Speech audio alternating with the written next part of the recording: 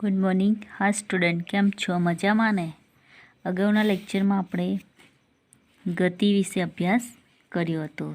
ત્યારબાદ આપણે સરેરાશ ઝડપનું સૂત્ર દેખીશું. સરેરાશ ઝડપ બરાબર વસ્તુએ કાપેલ કુલ અંતર છેદમાં તે કાપવા માટે લાગતો કુલ સમય. હે ને? તો અહીંયા સરેરાશ ઝડપનું સૂત્ર છે v બરાબર S/T. આ સરેરાશ ઝડપનું સૂત્ર છે. હવે આપણે એના એ સૂત્ર પરથી આપણે કેટલાક દાખલાઓ છે એ જોઈશું. ઉદાહરણ 1 છે, એક વસ્તુ 4 સેકન્ડમાં 16 મીટર અંતર કાપે છે, ત્યારે બાદ 2 સેકન્ડમાં બીજું અંતર 16 મીટર અંતર કાપે છે, તો આ વસ્તુની સરેરાશ ઝડપ કેટલી? હે ને?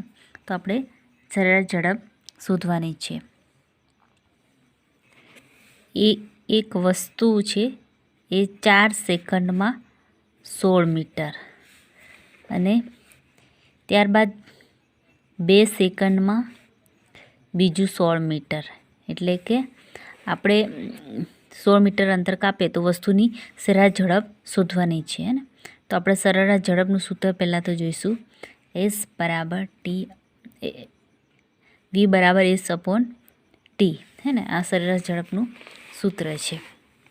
હવે આપણે આ 16 ને આ 16 બંનેનો સરવાળો કરી દઈશું, એટલે કે 16 + 16 એટલે કે અહીંયા 32 થઈ જાય. અને હવે આ 4 અને 2 એટલે કે 4 + 2 એટલે કે અહીંયા 6 થઈ ગયા. હવે આપણે સૂત્ર શું હતું કે સરેરાશ ઝડપ બરાબર કાપેલ કુલ અંતર અને લાગતો સમય. તો આપણે કાપેલ કુલ અંતર કેટલું હતું? 16 ને 16 કેટલા? 32 થાય. એટલે કે v બરાબર S/T. એટલે સરેરાશ અંતર ને, તો આપણે અહીંયા કેટલું લેશું? 32 ના v બરાબર v લખવાનો t એટલે કે કેટલો સમય લાગે? પહેલાં 4 સેકન્ડ અને પછી 2 એટલે કે બંનેનો સરવાળો એટલે 6.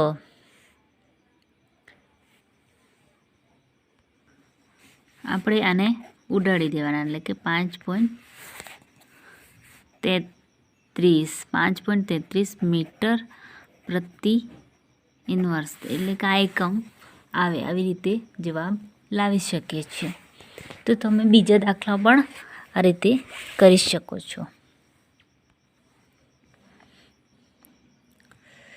દિશા સાથે ઝડપ. હે ને? જો આપણે વસ્તુની ઝડપની સાથે સાથે તેની ગતિની દિશા પણ દર્શાવી શકીએ છીએ. જો વસ્તુની ગતિનો દર વધારે સચોટ થઈ શકે છે. બંને બાબતો રજૂ કરતી ભૌતિક રાશિને વેગ કહે છે. હે ને? અહીંયા આવેલે નિશ્ચિત દિશામાં નિશ્ચિત વસ્તુ ઝડપને તેનો વેગ કહે છે. નિશ્ચિત દિશામાં વસ્તુની ઝડપને તેનો વેગ કહે છે. કોઈ વસ્તુનો વેગ સમાન કે બદલાતો હોઈ શકે છે. તે વસ્તુ ઝડપ ગતિની દિશામાં કે બંનેના બદલાવથી બદલાઈ શકે છે. જ્યારે કોઈ વસ્તુ સૂર્ય પથ પર બદલાતી જતી ઝડપ સાથે ગતિ કરતી હોય ત્યારે તેની ગતિનો દર સરેરાશ વેગ દ્વારા રજૂ કરી શકાય છે. ને સરેરાશ ઝડપની ગણતરી મુજબ હોય છે. જ્યારે કોઈ વસ્તુનો વેગ સમાન દરથી બદલાતો જતો હોય ત્યારે તેઓ સરેરાશ વેગ, પ્રારંભિક વેગ અને અંતિમ વેગના આપણે અહીં જોઈશું અંકગણિત સરેરાશ દ્વારા મેળવી શકાય છે. ને તો હવે અહીંયા આપણે પ્રારંભિક વેગ અને અંતિમ વેગ એનું સૂત્ર છે. તો આપણે પહેલાં તો શું શોધવાનું છે કે અહીંયા સરેરાશ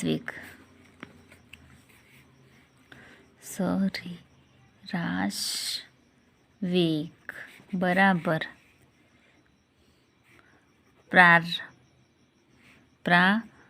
પ્રારંભિક વેગ વત્તા અંતિમ વેગ ભાગ્યા 2. હે ને? તો એને ગાણિતિક સ્વરૂપે લખવાનું હોય તો આપણે આ રીતે લખીશું વી બરાબર VW/2 આવી રીતે એને દર્શાવી શકાય છે. અહીંયા બતાવ્યું છે.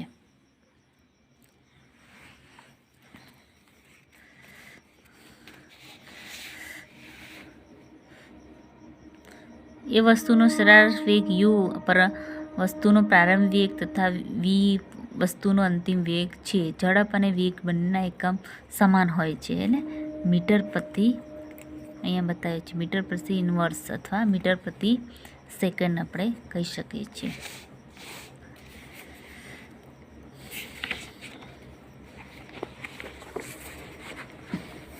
અહીંયા કેટલાક ઉદાહરણો છે એ પણ આપણે દેખતા જવાનું છે. આવી રીતે આપણે સૂત્ર યુઝ કરીને આપણે આ ઉદાહરણો સોલ્વ કરી શકીએ છીએ. હવે વેગના દરમાં ફેરફારનો દર. કોઈ વસ્તુ સુરેખ ગતિ પર નિયમિત ગતિ દરમિયાન તેની વેગ સાથે સમય અચળ રહે છે. આ કિસ્સામાં કોઈ પણ સમયગાળામાં વસ્તુના વેગમાં ફેરફારનો દર શૂન્ય છે. જો કે અનિયમિત ગતિમાં વેગ સમય સાથે બદલાય છે. તેનું મૂલ્ય જુદા જુદા સમયે તેમજ જુદા જુદા બિંદુઓ પાસે જુદું જુદું હોય છે. તેથી કોઈ પણ સમયગાળામાં વસ્તુના વેગના ફેરફારનો દર શૂન્ય હોતો નથી. તો હવે આપણે કેટલાક અહીંયા ફેરફારો દેખીશું. આ પ્રવેગનું સૂત્ર છે. પ્રવેગ બરાબર વેગમાં થતો ફેરફાર ભાગ્યા તે માટે લીધેલ સમય, હે ને, આ પ્રવેગનું સૂત્ર છે. જો કોઈ વસ્તુનો પ્રારંભિક વેગ u અને t સમયમાં બદલાઈને અંતિમ વેગ u થતો હોય તો તે પ્રવેગ a કહેવાય છે. એ બરાબર પ્રવેગનું સૂત્ર છે. એ બરાબર v-u/t. આ પ્રકારના ગતિને પ્રવેગ ગતિ કહે છે.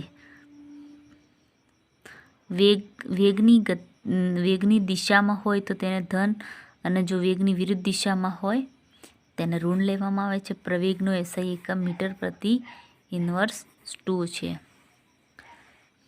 જો કોઈ વસ્તુ સુરેખ પથ પર ગતિ કરતી હોય તો તેનો વેગ સમાન સમયગાળામાં સમાન રીતે વધતો કે ઘટતો હોય છે તો વસ્તુનો પ્રવેગ અચળ ગણાય છે. મુક્ત પતન કરતા પદાર્થની ગતિ અચળ પ્રવેગ ગતિના ઉદાહરણ છે.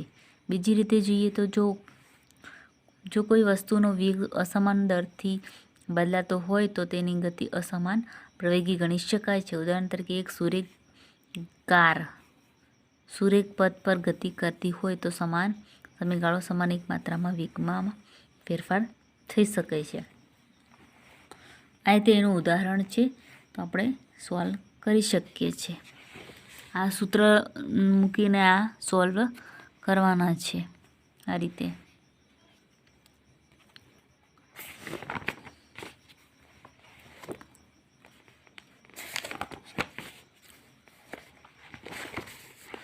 ગતિનું આલેખીય નિરૂપણ. ઘણી બધી ઘટનાઓની મૂળભૂત જાણકારી આલેખ દ્વારા આપણે સરળતાપૂર્વક મેળવી શકીએ છીએ. ઉદાહરણ તરીકે કોઈ એક દિવસીય ક્રિકેટ મેચના પ્રસારણ દરમિયાન કોઈ ટીમ દ્વારા પ્રત્યેક ઓવરમાં બનાવેલ રનના દરનો ઊભા સ્તંભ આલેખ વડે દર્શાવવામાં આવે છે. ગણિતમાં અભ્યાસ કર્યો હશે તે મુજબ સુરેખ આલેખની બધી બે ચલો ધરાવતા રેખીય સમીકરણો હોય છે. એટલે કે x અને y હોઈ શકે, ચલ કહેવાય. કોઈ વસ્તુની ગતિને દર્શાવવા માટે આપણે સુરેખ આલેખનો ઉપયોગ કરીએ છીએ. આ કિસ્સામાં સુરેખ આલેખ કોઈ એક ભૌતિક રાશિ પરની નિર્ભરતા દર્શાવે છે, જેમ કે અંતર કે વેગની કોઈ બીજી ભૌતિક રાશિ સમય પર નિર્ભરતા છે. અંતર સમય આલેખ છે. કોઈ વસ્તુના સ્થાનમાં સમયની સાપેક્ષતા થતો ફેરફાર કે સુવિધાજનક સ્કેલ પસંદ કરીને અંતર સમયના આલેખ દ્વારા દર્શાવી શકાય છે. ને આ આલેખમાં સમયને x અક્ષ પર તથા અંતર y અક્ષ પર લેવામાં આવે છે. અંતર સમયના આલેખને વસ્તુની વિવિધ અભ્યાસ માટે આપણે અહીંયા આલેખ ઝડપ અસમાન સ્થિતિ અહીંયા બતાવ્યું છે. અહીંયા અંતર છે, અહીંયા સમય છે, હે ને. અહીંયા 0થી આપણે અહીંયા સ્ટાર્ટ થઈ છે. આ અંતરો આપેલા છે 40, 30, 20, 10 અને આ સમય આપેલો છે 10, 20, 40, T1 ને T2, S1 ને S2. અહીંયા આપણે બિંદુઓ દર્શાવ્યા છે A અને B. જ્યારે કોઈ વસ્તુ સમાન સમયગાળામાં સમાન અંતર કાપે ત્યારે તે અચળ ઝડપી ગતિ કહી શકાય છે. હવે અહીંયા જુઓ,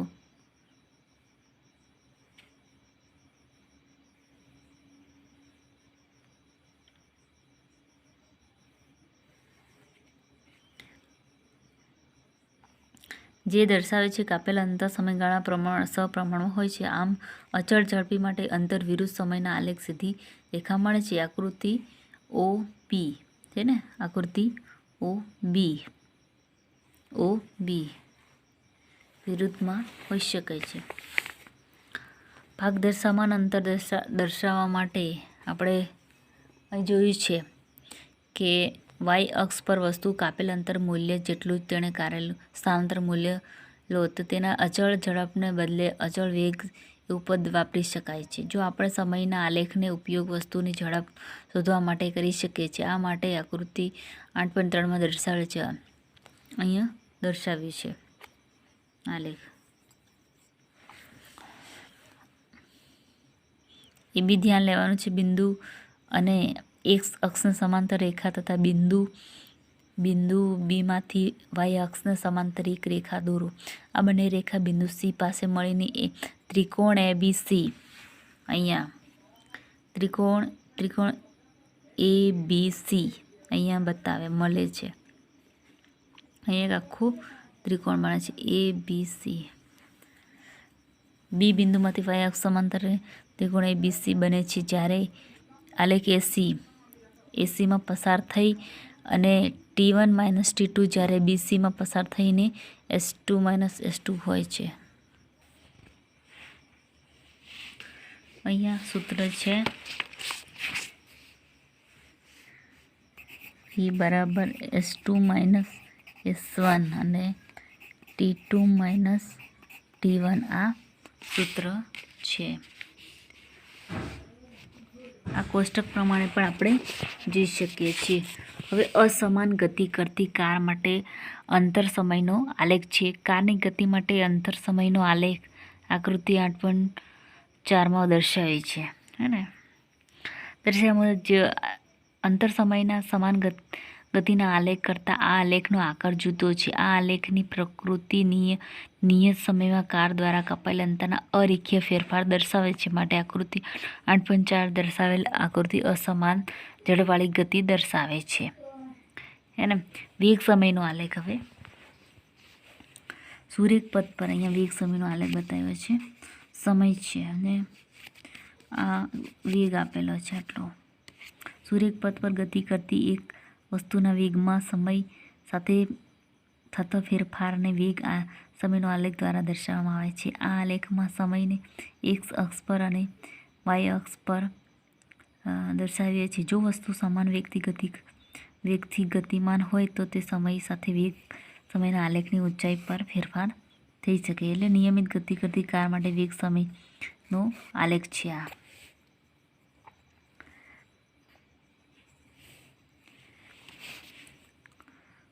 અહીંયા બતાવ્યું છે કે અને વસ્તુના વેગના સમયના ગુણાકાર પરથી તેનું સ્થાનાંતર મળે છે અને વેગ સમયના આલેખ પરથી અક્ષ વડે ઘેરાયેલા ભાગનું ક્ષેત્રફળ એટલે કે સ્થાનાંતર મૂલ્ય મળે છે.